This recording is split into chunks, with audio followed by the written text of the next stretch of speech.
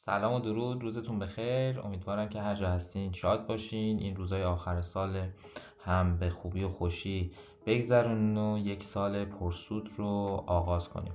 بدون مقدمه خیلی سریع میریم دنبال تحلیلامون و اول از بیت کوین شروع میکنیم که این هفته سقف خودش رو زد و در آل تایم های خودش قرار گرفت. خب ما یادتون باشه تحلیلمون این بود که در مناطق 48 تا 52 یک برگشت رو داشته باشیم، ولی همونجا یک خط روندی رو ترسیم کرده بودیم و 25 فوریه بعد از شکستن این خط روند بیت کوین پرواز خودش رو شروع کرد و بعد از 2-3 روز صبر کردن به سقف خودش رسید. هنوز هم در واقع ما اعتقاد داریم که این بازار باید برگرده به سمت جایی که عذرخواهی میکنم بازار باید برگرده به نقطه‌ای که خریداران اصلی مجدداً وارد بشن. ولی با توجه به اینکه الان در آل تایم های هستیم و تاریخچه قیمتی برای اون متصور نیستیم، نمیتونیم هیچ پیشنهادی برای قیمت های بالاتر بزنیم و قطعا خب بای که ریسکی هستش و سل هم هنوز تا وقتی که تکلیفش رو در تایم های بالاتر مشخص نکرده نمیتونیم وارد پوزیشنش بشیم. بهترین کار این هستش که ما صبر کنیم و ببینیم که پوزیشن در واقع کندل هفتگی به چه صورتی بسته میشه. اگر که این کندل هفتگی بیاد زیر سطح 64-5000 که یک سطح خیلی مهم بوده و چندین بار توی سال 2021 واکنش‌های شدیدی ما اونجا داشتیم، اگه زیر اون یک کندل خوب داشته باشیم حالا این هفته یا هفته آینده، ما میتونیم امیدوار باشیم که وارد پوزیشن سل بشیم، وگرنه مجبوریم که وایسیم تا تریگرهای در واقع فروش رو داشته باشیم. من خودم به شخصه به هیچ عنوان وارد پوزیشن خرید بیت کوین نمیشم، چون اصلا کلا هولدر بیت کوین هستم و یه قسمتی از سودهامو وارد خرید میکنم و سرمایه گذاری میکنم و ترید روی بیت کوین رو صلاح نمیدونم. حالا در واقع نظر شخصی خودم هستش. منتها برای اینکه ما بخوایم یک سود خوبی رو بگیریم، من پیشنهادم هنوز هم اعداد زیر 30,000 هستش. 25-6,000 تا 30,000 یک پله خرید خواهیم کرد و در نقطه اگر که اومد پایین تر از 20,000 هم قطعا 14 تا 15,000 نقطه خرید ما هستش. خب همونجوری که مشاهده میکنین ما توی این فیبی که اگر که در نظر بگیریم که بیت کوین فعلا سقفش رو زده، یک در واقع فیب بلند مدت رو تو تایم دیلی داریم که تقریبا یک سالی زمان برده و اگر که ما کلوزی بالای این نداشته باشیم یا بیت کوین به سمت این بالا که هنوز زوده واسه این اظهار نظر به این بالا در واقع حمله نکنه، قطعا اولین واکنش ها روی محدوده 44-5000 خواهد بود و بعد واکنش هایی که حالا توی این محدوده رنج خواهد زد و بعد تا محدوده 25-6000 که سطح مهم 78% ما هستش و معمولا بازارها وقتی با شدت رشد میکنن با شدت تا محدوده 78 و 88% میتونن برگردن، مخصوصا بازار تندی مثل بیت کوین این اتفاق خواهد افتاد و ما منتظر خواهیم بود تا ببینیم چی میشه. منتها تا وقتی که یا کلوز هفتگی پایین تر از 65,000 دلار که خدمتتون گفتم یا شکست سطح 23% یا این ترند لاین رو نداشته باشیم، وارد پوزیشن سل نخواهیم شد. میرسیم به کراس های مقابل ین.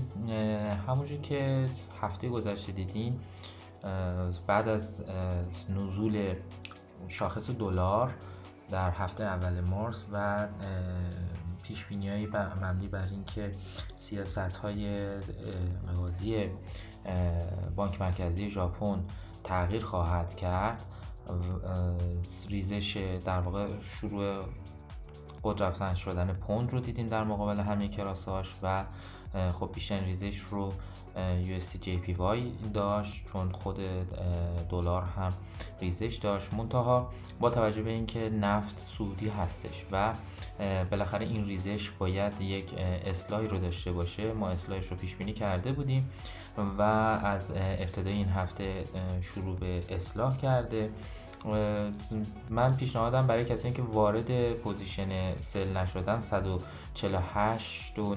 تا 149 برای سل هستش. با استاپ بالای این آل تایم هایی که ایجاد شده یا بالای همین های هفته گذشته که حدوداً 151 میشه، اولین اهداف 142 میتونه باشه، ولی کسانی که بلند مدت کار میکنن و سبکتر فروش ین رو خواهند داشت میتونن تا محدوده 125 نگه دارن. منتها قطعا ما یه واکنشی در محدوده 132 خواهیم داشت.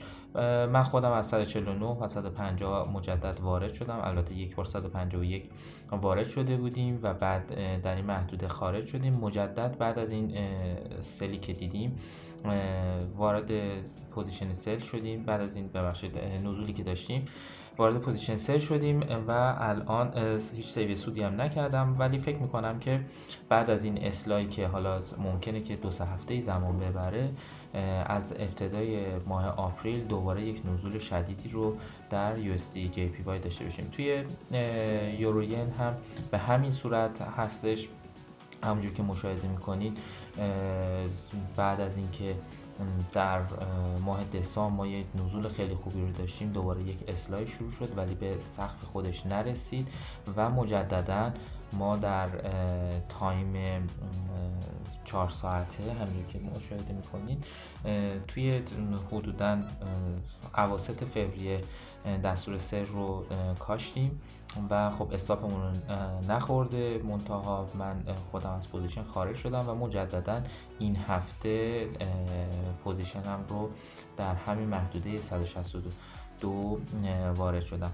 بهترین گزینه برای در واقع تارگت های ما محدوده 152 153 میشه که حالا با توجه به استاپی که روی های نوامبر داریم میذاریم، بالای اون داریم میذاریم، یک ریسک به ریوارد خوب 1:5 رو شاهد خواهیم بود.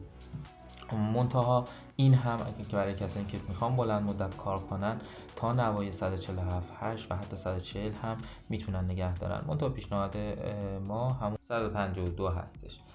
پوند ین رو میخوایم ما هم دیگه بررسی بکنیم. پوند ین هم مثل در واقع دوتا ارز دیگه، دلار ین و جفت ارز دیگه دلار ین و یورو ین، ما انتظار نزول رو ازش داریم. منتها با توجه به اینکه پوند از همه بیشتر پیش خرید شده نسبت به دلار و یورو، قطعا سل این با ارزش تره و خب ما تو محدوده 189.4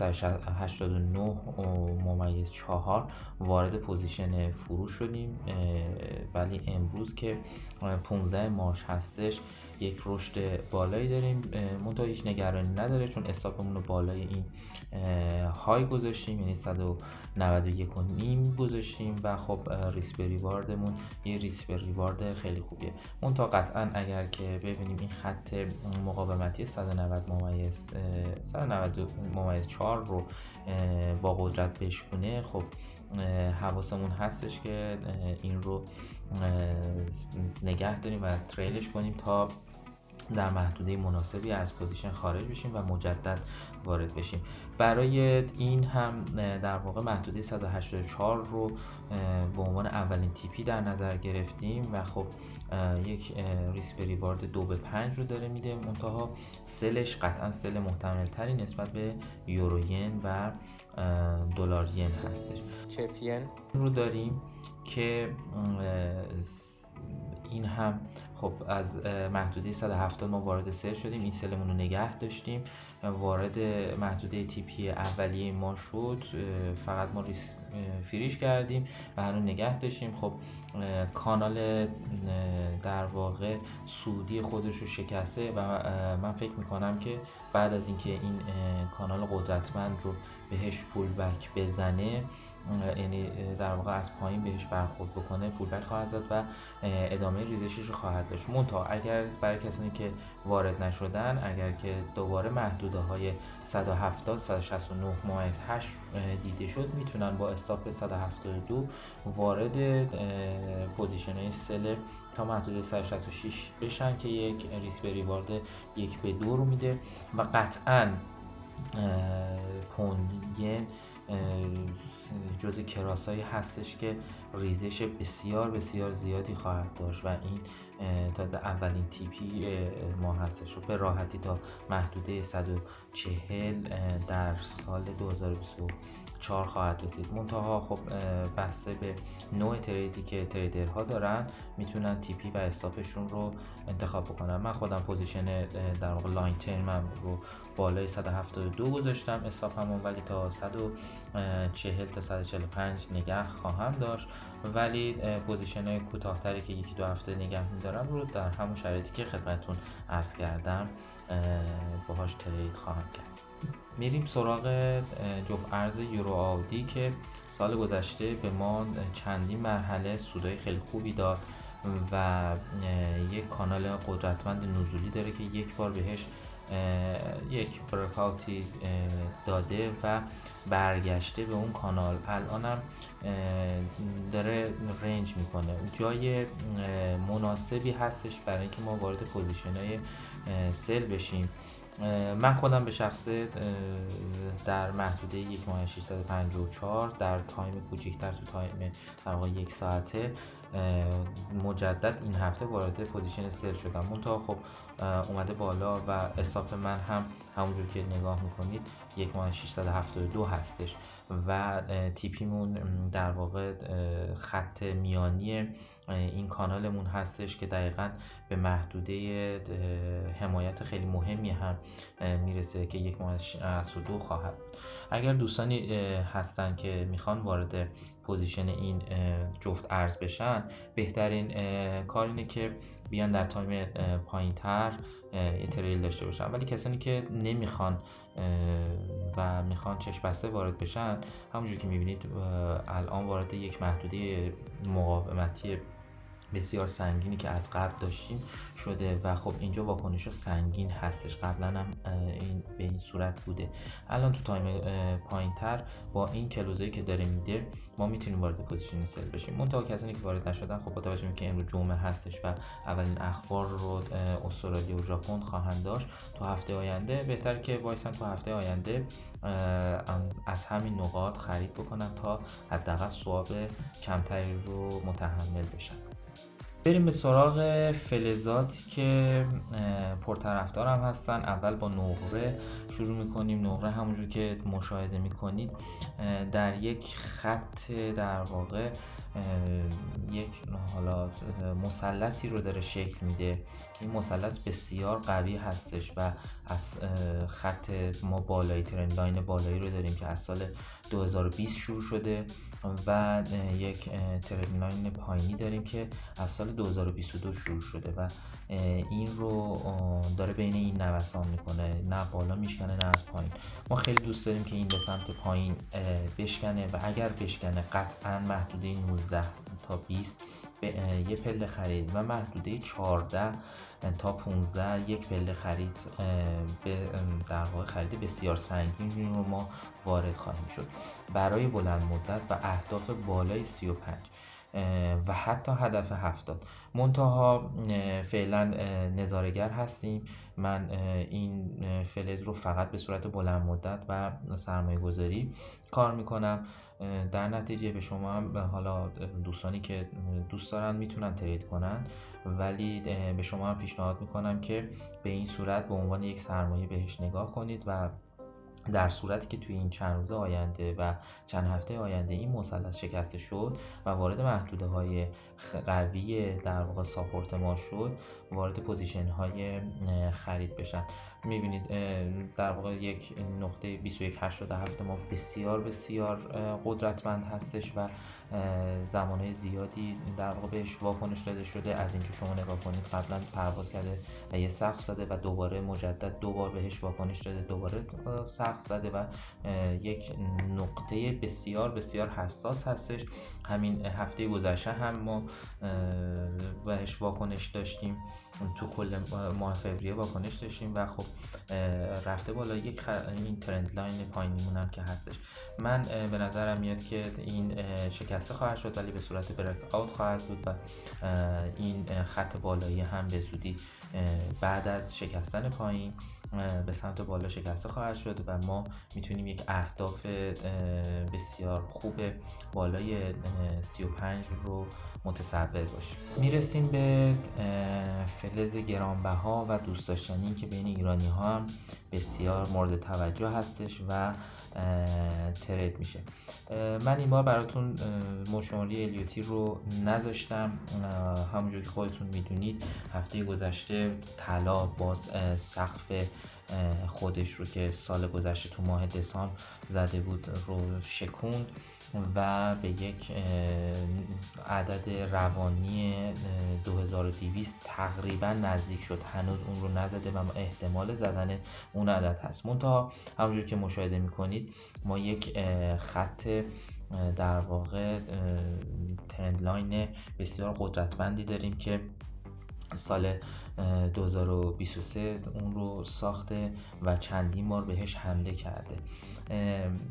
من این رو هم خدمتتون بگم، همونجوری یک روز قبل از اینکه در واقع بیت کوین بره و سقف خودش رو بزنه، یک روز کاری قبل از اون ما توی طلا در روز جمعه اول مارس شاهد بودیم که بعد از شکستن این خط که چند ماهی بود، 2 ماهی بود از اول سال درگیرش بود، دیگه هیچ چیزی جلودارش نبود و پشت سر هم چند روز پشت سر هم رفت و در واقع قله ها رو پشت سر هم شکار کرد. خب ما بعد از این محدوده پوزیشن های بای رو گرفتیم ولی تا محدوده 2070 بیشتر باهاش نیومدیم و فکر نمی کردیم که اینقدر با سرعت بخواد رشد کنه. یه اصلاحی فکر می کردیم بده ولی هیچ مشکلی نداره.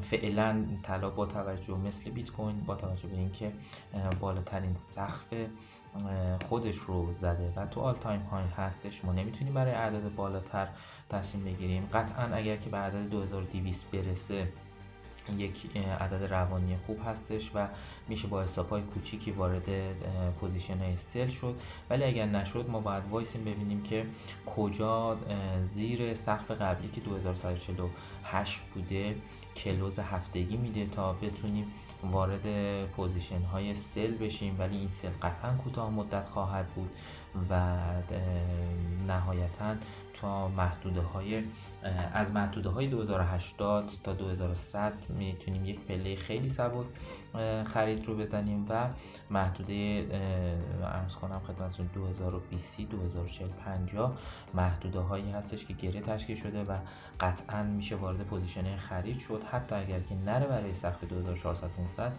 میتونه یک 400 500 پی پی به ما سود بده و خب ما با ریسک فریمون رو میذاریم و فوقش ریسک فری رو میزنیم. ما خیلی دوست داشتیم که این طلا بیاد در محدوده 1920 و حتی 1880 و از اونجا وارد پوزیشن خرید بشیم.